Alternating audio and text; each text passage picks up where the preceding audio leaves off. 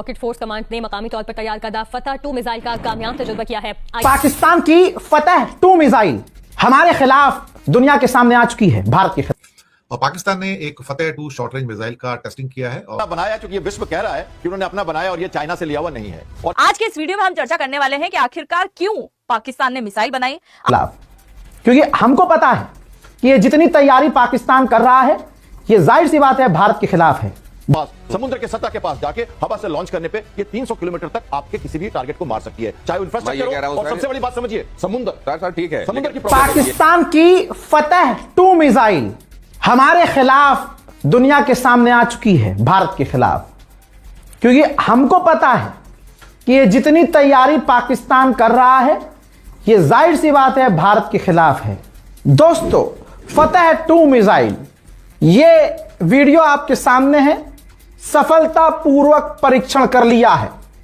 दिक्कत की बात हमारे लिए यह है कि दिल्ली से शिमला तक अब पाकिस्तान की फतह मिसाइल के रेंज में हम आ चुके हैं।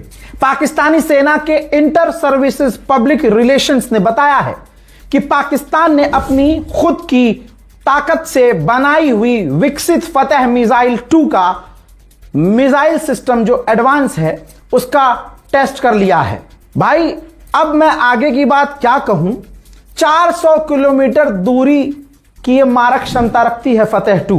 फतह 1 भी है, अब ये उसकी एडवांस मिसाइल है। और पाकिस्तान तेजी से ऐसी मिसाइलों को बना रहा है जो खासकर भारत को नजर में रखकर वो बना रहा है। तो जाहिर सी बात है, भले ही मोदी जी चुनाव में व्यस्त हों, लेकिन यहां दुश्मन तेजी से तैयारी में है। सब तमाम बड़ी बड़ी खबर आपके सामने। अभी श्रीलंका को भारत ने मदद दी और श्रीलंका को हमेशा भारत हम मदद देते रहते हैं। लेकिन श्रीलंका, ये देखिए पाकिस्तान के साथ क्या कर रहा है। पाकिस्तान और Sri Lanka shake hand 2 joint exercise कर रहे हैं। शेक हैंड 2 इसका नाम है, ठीक है। और पाकिस्तान की फौज और श्रीलंका की फौज मिलकर काउंटर टेररिज्म के नाम पर यह मिलिट्री एक्सरसाइज कर रही है। जो मुल्क पूरी दुनिया में आतंकवाद फैलाता है, अब वो नजर आ रहा है कि भैया वो तमाम देशों के साथ क्लोज हो रहा है। हमारे हाथ से लगता है श्रीलंका भी गया। हमारे मुल्क को पनौती किसकी लगी, मुझे नाम लेने की जरूरत नहीं है। वहीं पाकिस्तान कितनी तेजी से कहां तक चीन में घुस सकता है, आप खाली इस वीडियो को देखिए। पाकिस्तान के प्रेसिडेंट आसिफ अली जरदारी, भाई ये श्वाशान, हुनान, हर जगह चाइना में घूम रहे हैं। चाइना की फैक्ट्रीज, चाइना की कंपनियों में जा रहे हैं, बड़ी बड़ी फैक्ट्रियों में जा रहे हैं। चाइना के स्टाइल में झुककर वहां लोगों को सलाम दुआ कर रहे हैं। उनका रेड कारपेट पर चाइना स्वागत कर रहा है। भारत को पोर्ट की कमी हो रही है। भाई, हमसे ईरान का पोर्ट चला गया, हमें ट्रेड करने के लिए कोई और पोर्ट तो चाहिए ही होगा। ग्रीस भारत का एक अच्छा दोस्त बना हुआ है। ऐसे में अब भारत कोशिश कर रहा है कि ग्रीस का पोर्ट किराए पर लिया जाए। न्यूक्लियर लैंग्वेज में उसको क्रिटिकल होना कहते हैं। और पाकिस्तान ने एक फतेह 2 शॉर्ट रेंज मिसाइल का टेस्टिंग किया है और पहले भी करते आए हैं, लेकिन ये एक और उनकी एक तरह से कहा जाए तो एक और अचीवमेंट है। तो चलिए, सबसे पहले आज बात करेंगे कि खासतौर से बांग्लादेश के जो पहला रूपपुर न्यूक्लियर पावर प्लांट है वो क्रिटिकल होने जा रहा है और फिर वो पावर पैदा होती चली जाएगी। पाकिस्तान ने फतेह 2 मिसाइल का टेस्टिंग किया है और ये 400 किलोमीटर दूर मार करने वाली एक पूरी की पूरी जो है एक मिसाइल है। और पाकिस्तान की, वैसे मैंने पहले भी खबर दी थी कि उनको जो सबमरीन्स वो हैंड ओवर हो रही हैं इस हफ्ते, खासतौर से चाइना के द्वारा। और वो AIP की सारी सबमरीन्स हैं जो काफी मॉडर्न मानी जाती हैं, जिसके लिए इंडिया ने भी ऑर्डर दिया है। वो जर्मनी से 2035 तक, 2032 के बाद ही मिलेगी एक्चुअली देखा जाए तो, लेकिन उनको अभी मिल गई है। और 2028 के अंदर उनका प्रॉपर पाकिस्तान नेवी के अंदर इंडक्शन हो जाएगा पूरी तरह से तैयार होकर, जिसे क्या कहते हैं कि 100% रेडी जो होती है विद वेपन्स एंड एवरीथिंग। तो 2028 और 2 साल के अंदर इंडक्शन हो जाएगा, जबकि इंडिया के अंदर इंडक्शन होते होते मुझे लगता है 2035 जाएगा AIP की वो जो है। और ये एक जो यहाँ पर जो पाकिस्तान के जो फतेह 2 मिसाइल का जो अभी लॉन्चिंग हुआ है, जो टेस्टिंग हुआ है, और इसमें भी काफी पावरफुल इसको मिसाइल के रूप में देखा जा रहा है। वैसे फतेह ईरान की भी मिसाइल है, मैं आपको बताऊं तो ऐसी बात नहीं की गई है। पाकिस्तान ने तैमूर क्रूज मिसाइल बनाने का दावा किया गया है पाकिस्तान की तरफ से। स्कैल्प आप जानते हैं बहुत deadly missile air to air, और इधर ये कहा जा रहा है कि हमने तैमूर इधर से लॉन्च कर दिया है। राफेल फाइटर से लॉन्च होने वाली स्कैल्प के जवाब में इधर जुगाड़ू टॉर्पीडो लॉन्चर से ये भेजी जाने वाली तैमूर, और इसका कुछ और जरा स्पेसिफिकेशन जान लीजिए कैप्टन श्याम से। देखिए, तैमूर मिसाइल सबसे बड़ी उपलब्धि मैं कह सकता हूं पाकिस्तान की तरफ से। वैसे तो सब नाम रखने में नहीं, नाम पेंट लगा के नाम लिखने में तैमूर, या उसके बियॉन्ड भी कुछ? तैमूर नाम रखा उन्होंने, इंडिजिनस कहते हैं कि उन्होंने अपने यहाँ इसको बनाया है। तो ये मैं मान के चलूं कि उन्होंने अपना बनाया, क्योंकि ये विश्व कह रहा है कि उन्होंने अपना बनाया और ये चाइना से लिया हुआ नहीं है। और ये था कि एयर टू सरफेस मिसाइल है, और एयर टू सरफेस मिसाइल में स्कैल्प की बात हमने की थी। तो स्कैल्प के तुलना में इसको कहा जाए तो कहते तो इसकी 600 किलोमीटर की रेंज की मिसाइल है, ये हल्की मिसाइल है। और जेप 17 में इसका इंटीग्रेशन वो कर रहे हैं, अगले साल तो इसको लाएंगे। जेप 17 के साथ इसका इंटीग्रेशन होने का कुछ मकसद है, और उसके साथ भारत के लिए एक खतरा बनता है और एशिया के लिए खतरा बनता है, क्योंकि ये सी स्किमिंग मिसाइल है, नैप ऑफ अर्थ मिसाइल है। जमीन के बिल्कुल सतह के पास, समुद्र के सतह के पास जाके हवा से लॉन्च करने पे ये 300 किलोमीटर तक आपके किसी भी टारगेट को मार सकती है, चाहे वो इंफ्रास्ट्रक्चर हो। और सबसे बड़ी बात समझिए, समुद्र। सर ठीक है, समुद्र की प्रॉब्लम है। ये जो है इन्होंने इंडिजिनसली डेवलप की है क्या, नंबर 1। नंबर 2, क्या इन्होंने इसका टेस्ट कर लिया है?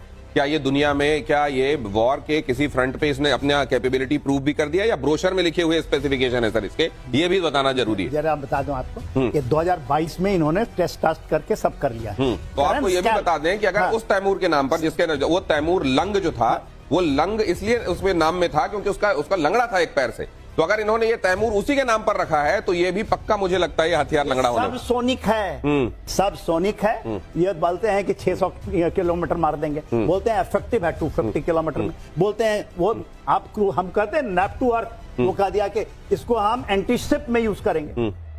तो स्पेसिफिकेशन तो बहुत सारे बताए जा रहे हैं, लेकिन ऐड कर दूं मैं जल्दी से। देखिए ये क्या है, इस मिसाइल को, ऐसे मिसाइल को लेके मैं उड़ा हूं लगातार। सीगल मिसाइल के साथ खेला हूं मैं। 0.8 मैक की थी, 0.7 मैक की मिसाइल से। एयर टू सरफेस मिसाइल की स्पीड जनरली इसी रेंज पर होती है, क्योंकि इनका उपयोग दूसरे तरह से होता है, सरफेस टू सरफेस फायरिंग में नहीं होता। सी में इनके पास जेफ 17 के साथ इनका इंटीग्रेशन नहीं हुआ है, इसलिए हमारी फ्लीट 40 किलोमीटर पे बैठी थी। नहीं, अगर हुआ होता तो हमें दूर रहना पड़ेगा। उनके पास एसएम्स नहीं है मैरीटाइम पेट्रोल के साथ। तो आप ये कह रहे हैं कि बना तो लिया लेकिन इंटीग्रेशन नहीं हुआ इसका। आज हमें चेतावनी दे रहा है वो कि आपको 400 किलोमीटर दूर से लड़ना पड़ेगा समुद्र में, क्योंकि वो उसका खतरा रहेगा। वो निकलेगा कराची से, आपको हमारे एयर डिफेंस सिस्टम के बाहर से रह के अटैक कर देगा हमारे फ्लीट पे। ये नमस्कार दोस्तों, भारत का पड़ोसी देश पाकिस्तान कभी भी उठ के भारत को धमकी दे देता है कि हमारे पास में मिसाइलें हैं, हमारे पास में परमाणु हैं, हम कभी भी तुम्हारे ऊपर हमला कर सकते हैं।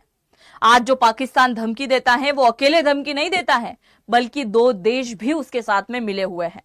क्योंकि अगर इन दोनों देशों ने पाकिस्तान की मदद नहीं की होती ये हथियार बनाने के लिए, मिसाइल बनाने के लिए, तो ये दुनिया में किसी देश को धमकी देने लायक भी नहीं बचता। मतलब एक मिसाइल बनाना तो दूर की बात है, ये खुद की सुरक्षा के लिए एक छोटा मोटा हथियार भी बनाने के काबिल नहीं था।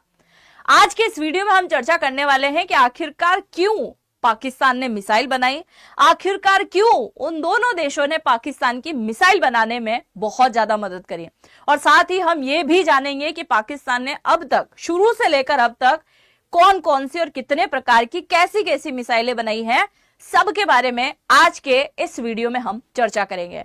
और उसके बाद में पाकिस्तान के लिए एक लाइन जरूर से लिखिएगा। शुरुआत करते हैं आज के इस वीडियो की। मेरा नाम है अंजलि और मैं आप सभी का स्वागत करती हूं एग्जाम नारी के यूट्यूब प्लेटफॉर्म पर। आप जरा देखिए, यहां पर आपको दिख भी नहीं रहा होगा कि भारत पाकिस्तान अलग अलग मैप है ना। मैं यहां ड्रॉ कर देती हूं, आपको समझ में आ जाए। देखिए जरा, आप बंटवारे का समय था 1947 का। 1947 में जब बंटवारा हुआ तो पाकिस्तान बना। ये कोई देश थोड़ी है, ये भारत की वो भूमि है जिसके ऊपर मुसलमानों ने कब्जा कर रखा है कि नहीं। तो वो भूमि कभी भी भारत ले सकता है, और यही डर कहीं ना कहीं पाकिस्तान के मन में भी सता रहा है कि भाई साहब हम अलग तो हो गए, अलग देश तो बन गए, पर कभी भारत का दिमाग घूम गया और भारत ने अचानक से अटैक कर दिया और ये जमीन भी ले ली, तो हम क्या करेंगे, कहां जाएंगे। इसके लिए खुद की सुरक्षा तो करना पड़ेगा। और उसके कुछ समय बाद ही एक भयानक युद्ध हुआ और इस युद्ध में पाकिस्तान की अकल ठिकाने भी आ गई। आप सभी जानते हैं कि 1971 का जो वार हुआ था, उस वार में पाकिस्तान का एक टुकड़ा हुआ और टुकड़े से जन्म हुआ बांग्लादेश का, है ना, बांग्लादेश बना।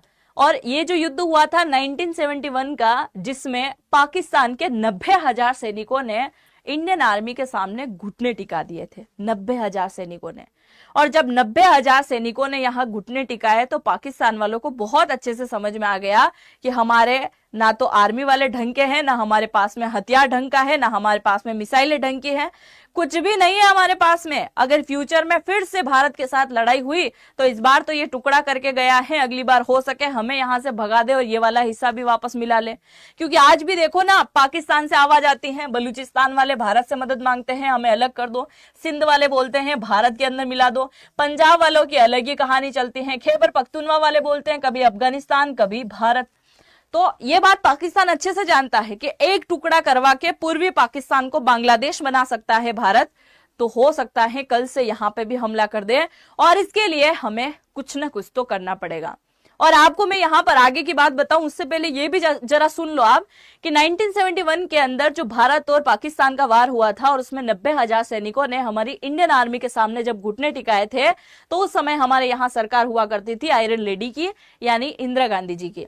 हमारे कब्जे में थे पाकिस्तान के 90,000 सैनिक और पाकिस्तान के कब्जे में थे हमारे 95 सैनिक। ये 90,000 सैनिकों को बख्श दिया गया, छोड़ दिया गया, पर ये 95 सैनिक कभी भी आयरन लेडी वापस नहीं लेके आ पाई। उसके लिए आप क्या लिखना चाहेंगे, लिखिएगा जरूर से, है ना। अब पाकिस्तान ने सोचा था कि भारत की तरफ झुकाव न रखकर हमें ऐसे देश को ढूंढना पड़ेगा जो भारत का दुश्मन हो और वो हमारा साथ दे सकता हो। इसके मन में सबसे पहला सवाल आया कि चाइना की तरफ चलते हैं, चाइना ठीक है अपनी मदद कर देगा। जैसे ही चाइना की तरफ इसने झुकाव किया पाकिस्तान ने, और चाइना वाला बड़ा खुश हो गया। चाइना पहले से ही भारत को दुश्मन समझता है और भारत का दुश्मन यहां पर आया हुआ है तो उसकी मदद क्यों नहीं करेंगे। उनके सामने हाथ जोड़ी करी कि माई बाप हमारी मदद कर दो, क्योंकि आप अगर मदद नहीं करोगे तो हम कहीं के नहीं रहेंगे, क्योंकि हमारे पास में ना किसी प्रकार की टेक्नोलॉजी है, ना कोई मिसाइल है, भारत लगातार आगे बढ़ रहा है।